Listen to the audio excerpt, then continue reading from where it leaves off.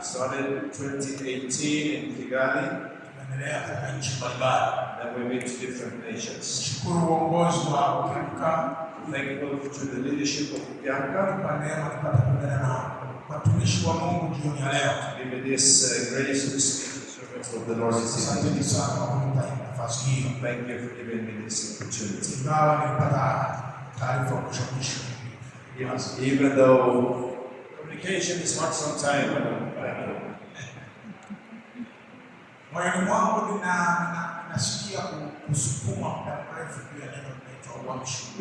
I felt in my heart for a long time, especially when it happened to be pushed towards what we call revival.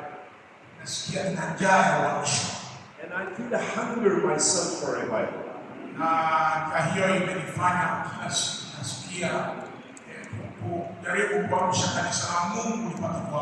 I've tried during the years to do whatever I can to revive the church, to make the church come alive again.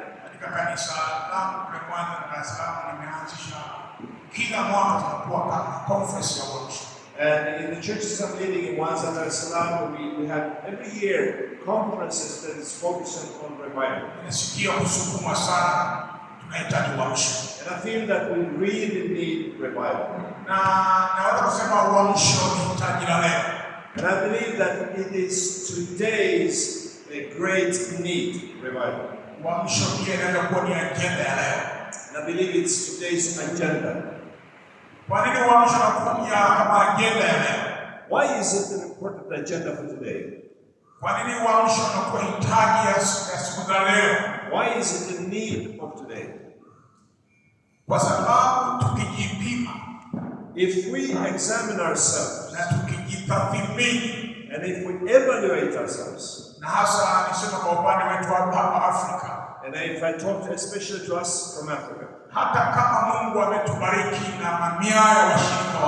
even though God has blessed us and we have many members, and even though our churches are growing, and if you go deep in,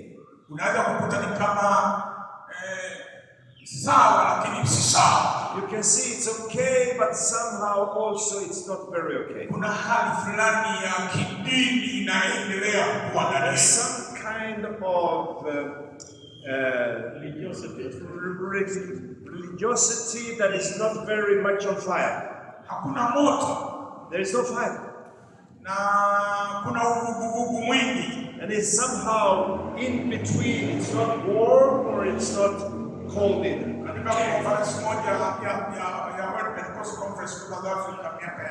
In the World Pentecost Conference in South Africa some years ago, there was one saying like this: even though the Pentecostals are growing in number all over the world, but he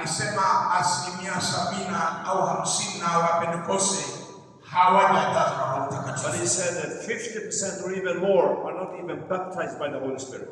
They are Pentecostals but not baptized by the Holy Spirit. And even if I look into our country, Tanzania, and even if I look into myself, we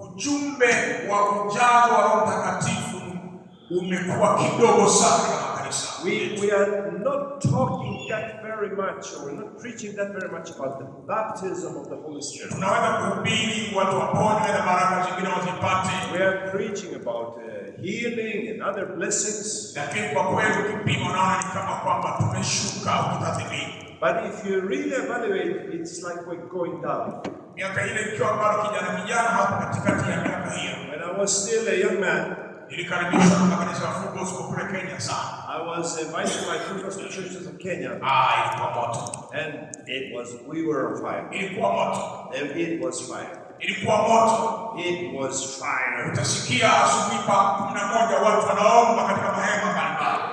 5 o'clock in the morning, people will pray. There's a lot of fire. And God is moving those conferences. God revived these, woke up his people. But But if we say today, it's not the case today. We've gone down somehow.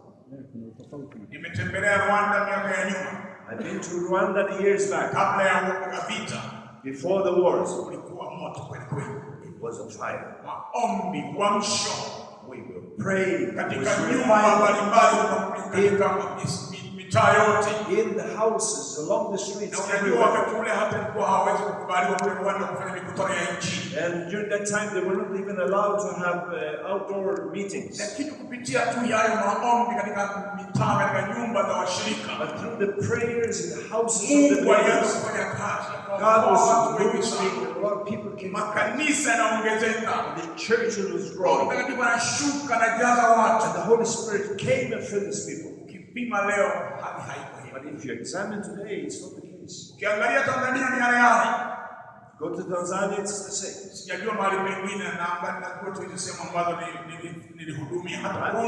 don't know about the other places, but those places I've been to, even Burundi. We have churches packed. We are rich when it comes to numbers. The churches are growing in numbers.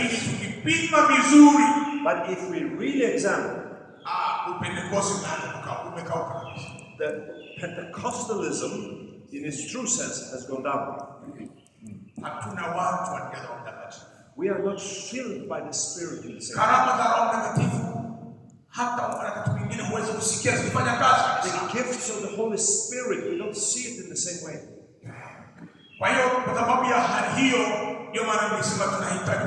And because of that, I have felt the urge of revival in our churches. I felt that the Lord put in my heart a word from Judges chapter 6 and verse 11 up to 13. Gideon, he is asking, but if the Lord is with us,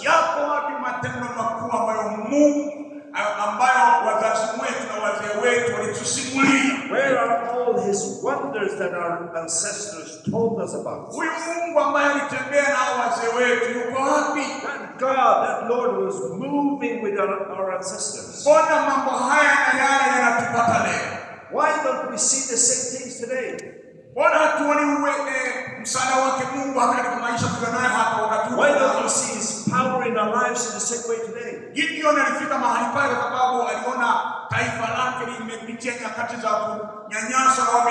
he came to that conclusion or to that question when he saw how the nation had been attacked by enemies for long. And the angel came to him when he was still filled with fear. So he hid himself in places for the fear of the enemy.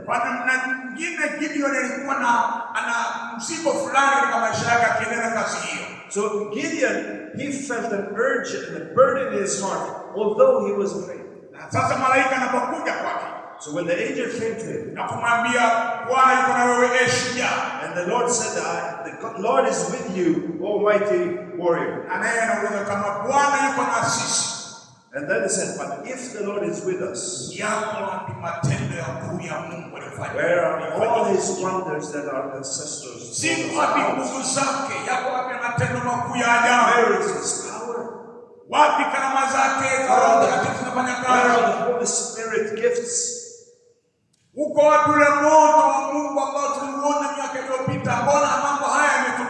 is the fire that we heard about, that we saw moving among us before? So Gideon is asking that question. And I believe we can ask the same question today. Where is the Lord that did all that wondrous the days before? Where is that holy, that fire, the Pentecostal fire? And somebody told me that in Sweden,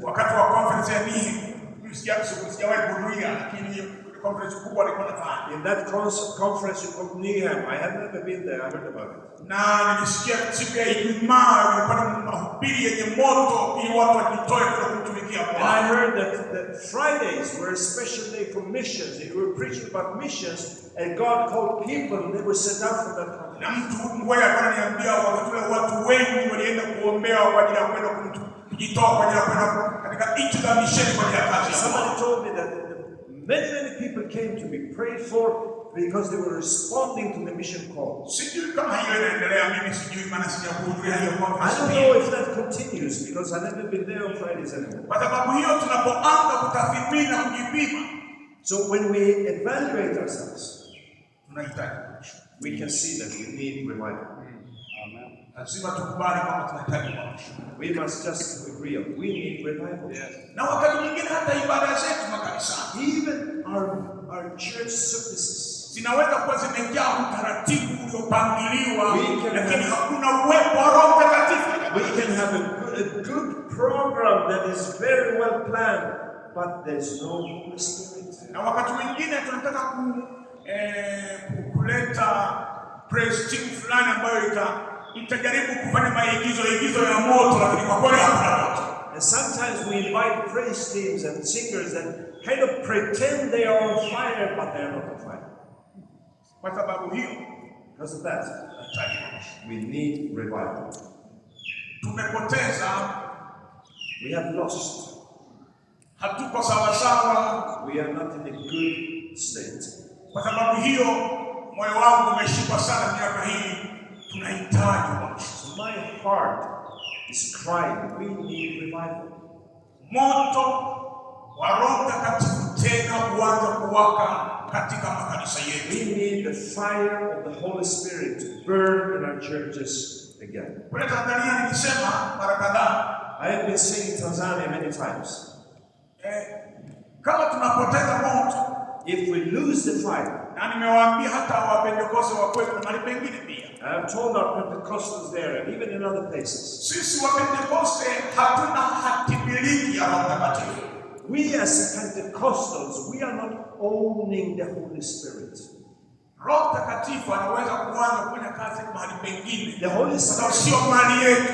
The Holy Spirit can move and work with others because we do not own the Holy Spirit. Na ninaona sasa huko Tanzania, and I see in Tanzania, unaweza kukuta makanisa ya Kilutheri yana moto kuliko makanisa yetu. You can find Lutheran churches that are more on fire than we are. Kuna Dar es Salaam, kila jioni makanisa ya Kilutheri yamejaa watu kwa maombi. Every evening the Lutheran churches are full of people who are praying. Wanaita evening glory. So they call it evening glory. Asubuhi pia makanisa yamejaa watu. The morning hours, the churches are packed. Wananena kwa lugha, wanaomba kama Pentecost. They're speaking in tongues and praying like true Pentecostals. Ukienda kwa makanisa yetu, when you go to our churches, watu wanajikokota kweli kweli. It's like people are just there. Watu wamechoka. Unasukuma lakini kama watu hawako tayari. You are trying to push but people are not ready. Na nimekuwa nikiwaambia Mungu atusaidie. And I've been saying, may God help us. Ana Walutheri watatuhubiria uamsho baadaye. Because it will come a day when the Lutheran will preach revival in our churches. Na wakati mwingine hata Wakatoliki watatuhubiria uamsho. And it might even come that even the Catholics might preach revival in our churches. Kwa sababu hiyo ninasikia kuiwa kuhimiza watu wa Mungu tunahitaji. Feel the urge that we need new revival again. Tumepoteza nguvu. We have lost the power. Tukubali kwamba tumepoteza. Let us just agree that we have lost something. Unajua ukishakujua una shida. You know, when you understand that you are in problem, utahitaji msaada. You will also receive, you will be ready to receive. Lakini kama unaona ni sawa tu hakuna shida. But if you are content with the situation, utahitaji msaada. Then you will not even receive the help. Ndio unatosheka na hali ulionayo mchungaji, askofu, kiongozi wa kanisa. You are just content with the situation you have your position, you are the bishop, you are the pastor. Sababu mimi ni askofu. And I am the bishop. Nina pesa, ninapata mshahara wangu. And I get my support. Sasa kanisa tuna pesa za kutosha. And we have money in our churches. Naweza kununua magari. We buy our cars. Naweza kufanya mambo mengi ya maendeleo. And we do many development things. Na hayo mimi sisemi ni mabaya. And I'm not saying it's bad. Lakini ningetaka kusema ni vizuri pamoja na hayo yote. But together with those good things, sisi ni wa Pentecost. we are Pentecostals. Lazima turudi tupate uamsho tena katika maisha yetu. We need a new revival, Pentecostal revival in our churches. Uwezo wa Mungu, baraka za Mungu, uwepo wa Roho Mtakatifu waanze kufanya kazi tena katika makanisa yetu. The presence of the Holy Spirit must be seen and experienced in our churches. Kutembelewa na Mungu tunahitaji tena. God must move among us. Aje katika viwango vya juu sana. He must come in a new way, ili atuamshe na tuguse maisha yetu na hata so He can touch our lives and our hearts. Yusuf aliwaambia ndugu zake. Joseph told his brothers. Kulikuwa kama unabii. It was like a prophecy. Wakati anakufa anasema mimi nitakufa. When he was about to die, he said, I'm going to die. Lakini ninaamini Mungu atawajilia. But he said, I believe that God will come. Mtatunza mifupa yangu na mtapeleka wakati Mungu take care of my bones, and then when the time comes, you take them. Roho Mtakatifu ananikumbusha kwamba kwa kweli ulikuwa kama unabii wa Yusufu. And I was thinking that, and I felt like the Holy Spirit showing me that this is a prophecy. The years went by, Mungu alikuja Misri. And God came to Egypt. Kulikuwa matendo makuu ya Mungu hata Misri. And they saw God's mighty wonders. Mpaka wa Misri hata na Farao mpagani alikuwa kuna Mungu wa Israeli. And the Egyptians and even Pharaoh understood there is a God among the Israelites. Uamsho maana yake ni Mungu kuja kwa viwango vya juu kutembelea watu. Revival is that God comes in another presence that we have never experienced. Anakuja na udhihirisho wa nguvu na matendo makuu ya Mungu. He comes and we can see His mighty wonders among us. Anabadilisha jamii yetu, anabadilisha wanasiasa, anabadilisha wafanyabiashara na watu wa kawaida. And it changes the society and its people in different levels of the society. Hiyo inaitwa uamsho. That is revival. Maisha ya watu yanaguswa na kukutana na Mungu aliye hai. Ordinary people's lives are touched by God. Kwa hiyo tunahitaji uamsho.